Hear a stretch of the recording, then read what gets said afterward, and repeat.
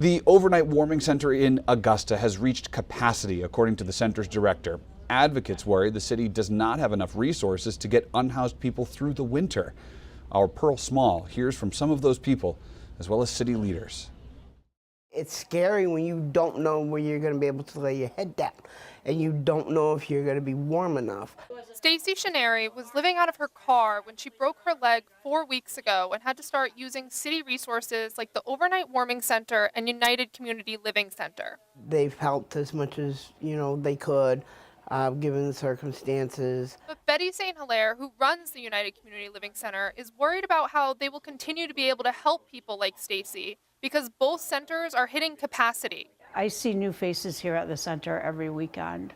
With the drop in temperature, Hilaire says she's seen several severe cases of frostbite in people living outside. And while the director of the warming center says they haven't turned anyone away, they've had to make arrangements for as many as 60 people when their center is only set up to house 50. Hilaire is disappointed since her organization recently had plans to buy a building and turn it into a low-barrier shelter that could have offered more options. Sometimes fear of the unknown stops people from doing the right thing.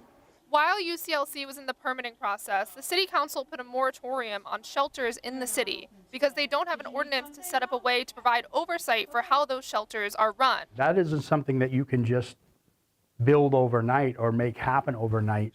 City Manager Jared Mills says they recognize the need and the council is working at an accelerated rate to write an ordinance, but also acknowledge that because UCLC lost their offer on the building, they will likely need a new group to take on the project.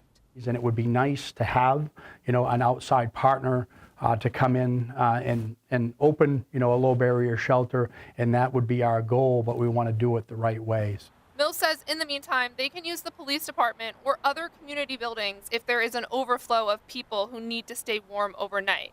But people like Stacy say they were hoping a new shelter would offer a more stable solution. You can't leave your belongings behind. You have to take everything with you that you come in with. Where a shelter, it's almost like home because you have your own bed.